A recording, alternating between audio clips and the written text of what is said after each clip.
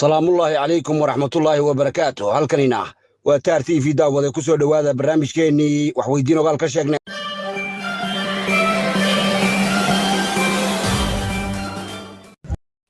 qodobada war iyo wacalan idinka hayna carreede waxaa ugu dooro dharaartii 18 Mey oo looga dareeray Somaliland Soomaaliya oo ridaha isugu dhufatay cabuudii doonyaqaad ee Imaaraadka Carabta madaxweyne Cabdiraxmaan Cirro oo ku dhawaaqay gurmad loo dawinayo ceelka Xamar Xasan Sheekh oo tatabinaya ra'iisul wasaare ku-xigeen saddexaad xildhibaan Mustafa Xayraan oo xukuumadda ku bogaadiyay dib u dhiska gurigii laga dhawaaqay Somaliland isafgaradkii Muqdisho iyo Addis Ababa ee Ankara oo la isku mari la'yahay midowga Afrika oo ka shiraya arrin uga sii daraysa koonfurta Soomaaliya maamul goboleedka Puntland oo looga dabaaldegay madaxbannaanida Somaliland iyo weliba laba diyaaradood oo ku shubeelay hawada dalka Finland wararkaasi iyo wararka dheeraad ayaa rajahayna ay ku soo dhawaada barnaamijkeena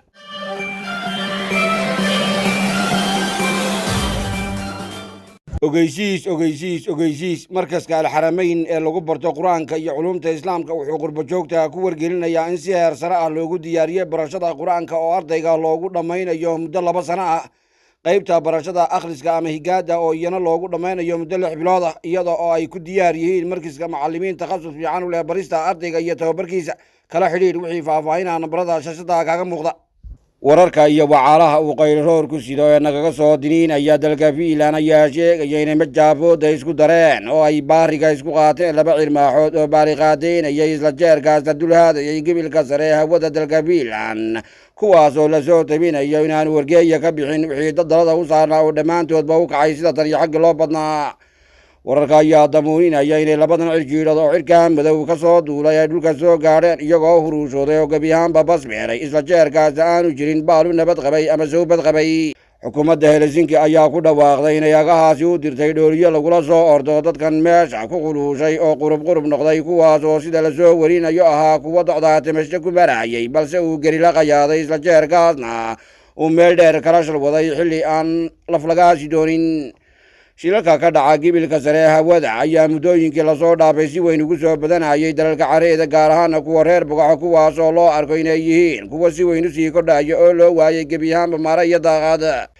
haddii aynu kacno daanbari isaguna wiilka wadnaha xashiisha loo dhigay dildilqa baladyamiir oo hadal isu soo galuubay meel halkeera ayaa ku garamay in la quursaday oo guud ahaanba indhaha laga dhaliyey gaar ahaana in loo soo dawiyey oo dhankiisa loo soo diray qolyo aan ku kufahayn ama aan u qalmin oo ka soo hangagaaray sida tan iyo ceelka Moscow kuwaas oo soo balawaarsaday gogol nabadeed oo la dhigay gudaha magaalada Istanbul waxa uu sheegay in lagu falay waxaanay dawacadu baraarka ku samaynin oo aanu libaaxu geela ku dhigin maadaama oo dhankiisa loo soo diray duulaan heshiis lala geli karin oo aan waxba la weydiin karin amase aan waxar jabtay lagu qaybin docda kale tumaalka qoortii caddaatay ee bilaadamiir ayaa gebi ahaanba ka dhuuntay oo dhabarka u jeediyey si loo ballansanaa inay isku arkaan oo ay isu soo hor fadhiistaan isaga iyo wiilka dilindilqa baladyamiir oo la maaganaa in la isku soo xeelo sida tan iyo dalka Turkiga bilaadamiir ayaa gebi ahaanba ka gacan taagtay socdaal uu Turkiga ku qarbooshin lahaa isagoo sheegay inaanu doonaynin kulan iyo isuqoolaab uu wiilkaasi la qaato iyo weliba inuu sinaba u soo horkada loobsado amaba uu wax la wadaago haddii aynu isu jimbacno sida tan iyo qaaradda gududan iyaguna xogaha aanu ka helayno dalka Soomaaliya ayaa damuuninaya inuu Xasan Sheekh Maxamuud maagan yahay oo uu toogahayo sidii loo samayn lahaa ra'iisul wasaare ku-xigeen saddexaad oo maqaar saara kaasoo xukuumaddiisu yeelan doonto waxaa la tibaaxaya in ninkan locoska lagu malgami doono amase la taaran doono axad taxdhiga oo shamajeerteen gaar ahaana duqa ka soo jeeda beesha Ciise Maxamuud Cali Xoosh oo dubihii lagu garaaci jiray docdan iyo maamul goboleedka Puntland iyo weliba xukuumadda Saad Cabdilaahi Dani xogaha ayaa intaa ku sii biirinaya inuu Xasan Sheekh Maxamuud doonayo si uu raali gelin lahaa duulka majeerteen oo guud ahaanba ka xaymarday isla markaana aad uga soo horjeestay qaabka uu wax u tatabinayo amase uu howlaha u agaasimayo gaar ahaana inuu duulaan ku soo qaado maamul goboleedka Puntland isagoo foolsaaro ka soo dhiganaya rag ay ugu bowdheer yihiin wasiir Cali Xoosh iyo weliba Asad Cismaan Diyaano oo labadooduba calanka u sida darka sida weyn uga soo horjeeda amase u diidan madaxweyne Saad Cabdilaahi Dani oo kaga golroonaaday amase kaga adkaaday doorashadii gugii hore laga madax booriyey maamul goboleedka Puntland taasoo noqotay mid isaga ay mar labaad libta ku raacday weli halkaad nagala socotaan waa taar TV iyo waxaa dharaartii maanta ahayd gebi ahaanba looga dareeray deegaamada iyo gobollada kale oo lagaaya jamhuuriyadda Somaliland weynaynta dharaarta 18 Mey oo ku beegan maalintii dib u soo noqoshada madaxbannaanida Somaliland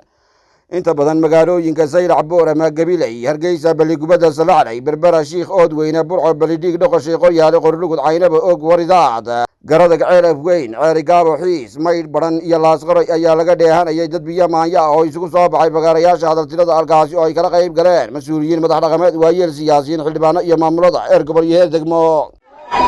waana la ogyahay waxaan joognaa magaalada baran dhexdeeda hadda santarka waad aragtaan marka joogto Soomaalilandna u dabaaldegayso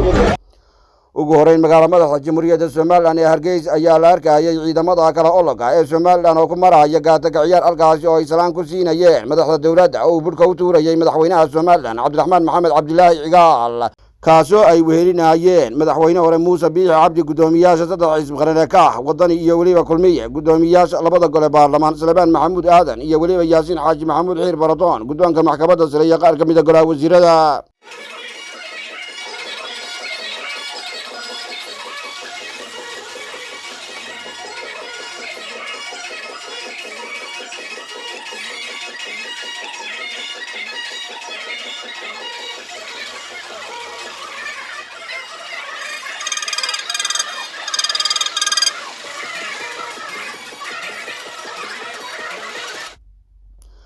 ciidamada qalabka sida ee Soomaaliland ayaa soo bandhigay armi jaaba iyo qorqor rasaas ah taasoo ay ku lamaanayd hubka jaadadkiisa culus qoriga loo yaqaano BM-ka nooca lidka diyaaradaha jiibta shaqada qoryaha altardiga da Sodon beebeega iyo saanadan yarayn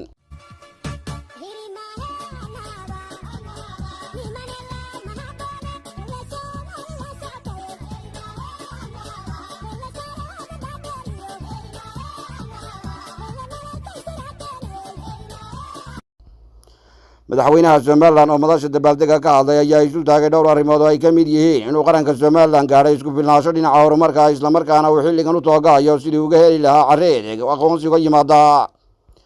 waxa uu ku baanay madaxweynuhu in dalka laga qabtay 8 doorasho oo nabadgelyo ku dhacay isla markaana aanay deere hirdiyeen halka ay bulshadu u codaysay abti dadweyne oo lagu gacan taagay inay gebi ahaanba ka go'een Soomaaliya inteeda kale waxa uu madaxweynuhu ku hareentay in marka la aqoonsado Soomaaliland ay ka taageeri doonaan duulka reer koonfureed sidii nabad loogu soo dabaal ilaa Muqdisho iyo inta haysa waxa uu sheegay inay xoggaar u yihiin waxa ka murugsan Soomaaliya taasoo ay dhamayn doonaan isla markaana ay ka hurgeli doonaan goorta la gaadho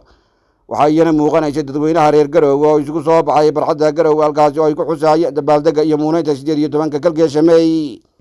sidoo kale gudoomiye ku-xigeenka koowaad ee xisbiga muxaafadka ee waddan siyaasi Maxamed Xaaji Yuusuf Waabeey oo ka timi jaaqeelka Burco ayaa bulshada uga tibicsiiyay in la gaari doono qaydka iyo maaga Soomaaliland ee dhaca deegaanka Yoocada Allahu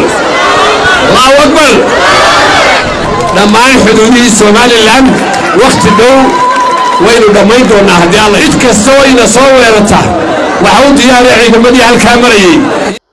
in la wadi jiray marka laga yimaado dabaaldega 18 May oo dhaca gu kasta marka la soo gaaro kalgeesha May haddana Soomaaliland waa dal leh bulsho meel degan calan u gaar ah lacag u dambaabo dalku gal aqoonsan yahay